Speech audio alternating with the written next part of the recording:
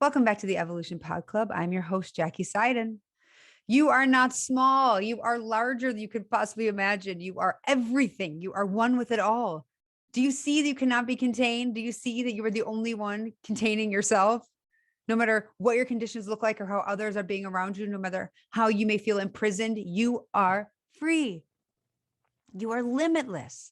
No one can control your thoughts. They can persuade you. Sure. Yeah. They'll try with all their power to influence you and may succeed, but they cannot succeed without your consent. They're only mirrors of yourself reflected back to you. They are showing you your limitations. Without them, you would be unclear as to where your limitations lie. Without your negative emotions to let you know that you are no longer in alignment, in agreement with your higher self, that you are the creator, then you would have no way of knowing that you were off track. Now, when we say off track, you take that to mean that you're doing something wrong. That's your conditioning. I'm failing. I am doing something wrong. I need to fix some aspect of me to avoid this thing I do not want. I must regain control over myself to manifest those things I do want, to create consciously. I must be messing this up, or others are messing it up for me. They're making me feel bad, and they're doing things that are interrupting my flow. But again, we say no one can interrupt your flow without your permission to do so. So what are you going to do about it? How are you supposed to feel like you're succeeding, even though you feel like you are failing in this moment? Well, first of all, you can choose to believe us that you cannot fail, you cannot get it wrong, you can't make a mistake. You can choose that empowering belief, but of course, that's up to you. This is your free will. Or you can choose to believe that you are the victim, that everything is happening to you and that you've no control over anything. And those things are making you feel bad. You can choose to believe you are failing. You can choose to believe that you do not know how this all works and how to get it right. But you're simply using that as an excuse. You're just lashing out at your inner self because you don't feel good. And you know, somewhere on a cellular level that you can, because no matter how far you go, no matter how much you lose it, you will not lose the infinite love that supports you. But you don't know that on a conscious level. So you feel alone and separate and tired or angry or sad or depressed or anxious or maybe just plain over it.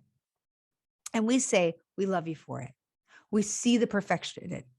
We cannot see otherwise. We see you growing and stretching and expanding. We see you reaching. And in the reaching, you teach us more than you can imagine. And you add to all that is. Even though in the reaching, all you can see is the failure of getting. The reaching, but not the acquiring. The reaching, but not the success. You must have desires to propel you on this journey. It doesn't work without desire. And your desire is always born out of wanting something you perceive you do not already have. And you want it bad. And the more you want it, the stronger the urge to get it, the more fierce your determination. And that determination gets you on this path of self-discovery. And without time, you would have no urgency. So they work together. You want something, you want it now. It may be validation of some kind. It may be a partner, it may be more money, it may be a different job, it may be health. You want it and you want it now. And if you want something that bad, you must understand that the universe has to bring it to you. It's coming, but you don't trust that it's coming.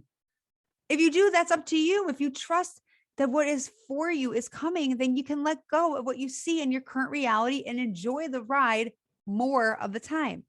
If you resist what is coming, because you cannot see how it's possible in your current circumstances, that you keep it from you, then you keep it from you longer and longer.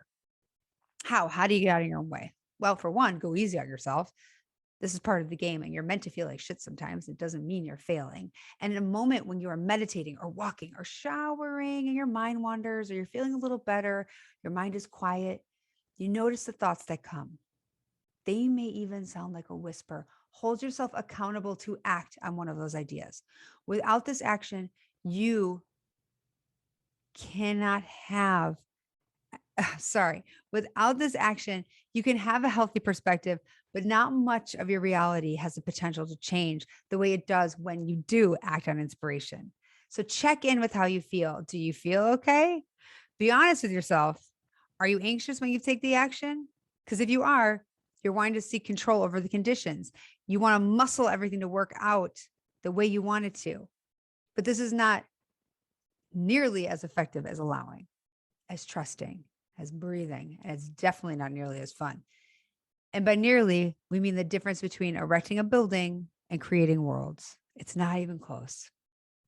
Just know it's all going to be all right, all of it. And one day you'll return to the non physical and feel a love so powerful to experience it now would bring you to your knees and you would weep with relief and joy and fulfillment and worthiness and knowing and understanding. Do not despair, friend. You will once again remember that you are whole and worthy, abundant, free, and loved beyond all measure.